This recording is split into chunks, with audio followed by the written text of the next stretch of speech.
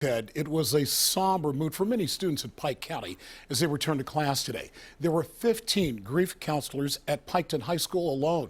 Chris Roden Jr. was a freshman at the school. That's where we find NBC4's Harrison Hove tonight.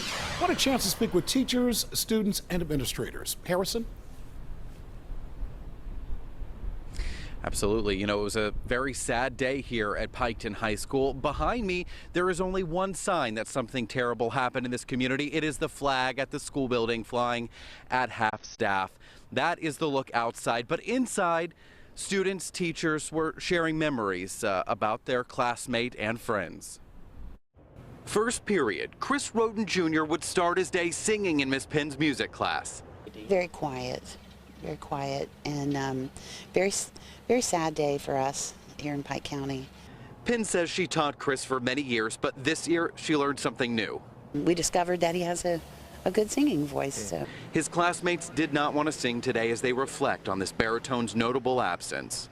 I let the kids decide that. They preferred to wait until tomorrow. Instead, they shared stories about Chris and his family members focusing on happier times and fond memories. You know, it's amazing. I look to my kids for comfort too, because you know, they know things about Chris that I don't know. I know things about Chris that they don't know, and so it was nice this morning to get to share some of the, some of the funny things. This young face, just one of 8, taken so abruptly as a community continues its search for answers. Nothing like this has ever happened anywhere. I wouldn't ever expect an 18-year-old to understand. I'm 44 and I don't understand any of it.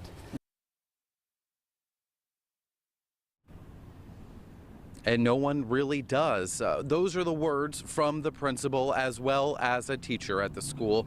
But I did have a chance to speak with 2 students that knew some of the victims involved in this terrible tragedy. We are going to hear from them, all new at 6 o'clock. For now, I'm reporting live in Pike County tonight. Harrison Hove, NBC4. Thank you, Harrison. As we reported earlier, there is now a $25,000 reward for any information leading to those responsible for the massacre. Meanwhile, a fund has been set up to help the family. The Memorial Fund is through Fifth Third Bank.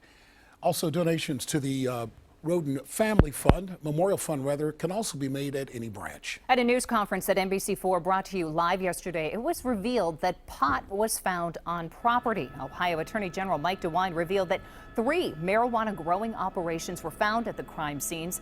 As DeWine spoke, Chopper 4 captured video of law enforcement officers conducting another sweep of the crime scene, searching nearby woods for any additional evidence. But in our studio today, DeWine told us investigators have yet to make any connection between the execution-style murders and drug activity.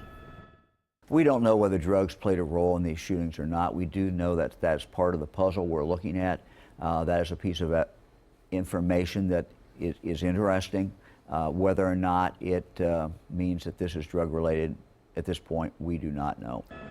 Since the investigation began, more than 50 people have been interviewed and authorities have received more than 100 tips. And we will continue gathering information about this bizarre tragedy. Stay with us on air and online at NBC4i.com.